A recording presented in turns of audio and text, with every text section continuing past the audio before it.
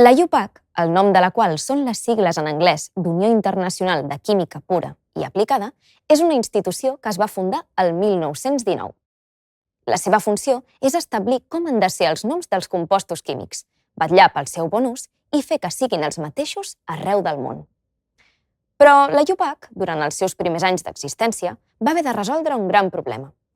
La ciència de la química no va començar el 1919 ni de bon tros. Els químics i químiques feia segles que investigaven abans que es creés la UPAC. Ja s'havien descrit i nomenat moltíssims compostos i aquests noms s'utilitzaven habitualment en els llibres i eren a tot arreu. Per tant, era molt difícil deixar de fer-los servir de cop i volta. Així que, per resoldre aquest embolic, la UPAC va establir que, tot i que per als nous compostos calia fer servir les seves regles, per alguns dels que ja s'havien classificat, es podia continuar utilitzant la nomenclatura antiga. Degut a tot això, avui, en la química, tenim diverses nomenclatures. La nomenclatura clàssica o tradicional és aquella que encara manté els noms antics dels compostos. I com que en molts casos es continua utilitzant, és important conèixer-la per si en cap moment te'ls trobes. Avui t'explicaré com es formulen amb la nomenclatura clàssica els compostos ternaris, és a dir, els compostos formats per 3 elements diferents. Vegem-ne un exemple. Aquest compost és un oxoàcid inorgànic, que està format per un àtom d'hidrogen, un de clor i un d'oxigen.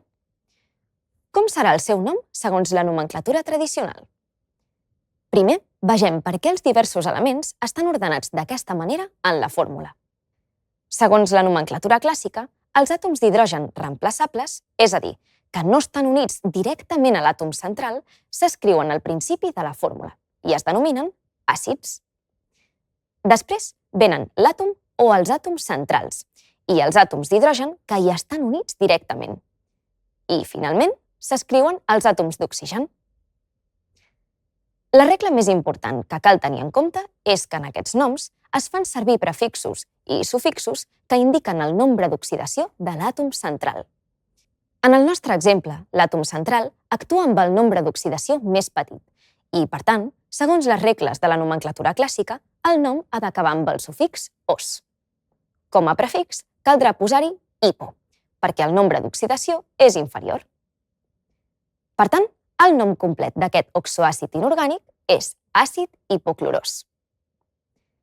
En el cas d'un oxoàcid inorgànic amb un nombre d'oxidació més gran, el prefix i el sufix canviarien a per i ic. Per exemple, aquest compost s'anomena àcid perclòric. Potser sembla complicat, però no t'amoïnis. És com quan comences a aprendre un idioma nou. Només és qüestió d'aprendre les regles bàsiques dels diversos tipus de nomenclatura. Així, podràs escriure el nom correcte de qualsevol compost que et trobis. L'alternativa seria memoritzar els noms de tots els compostos que hi ha, però realment en són un munt, així que et recomano la primera opció.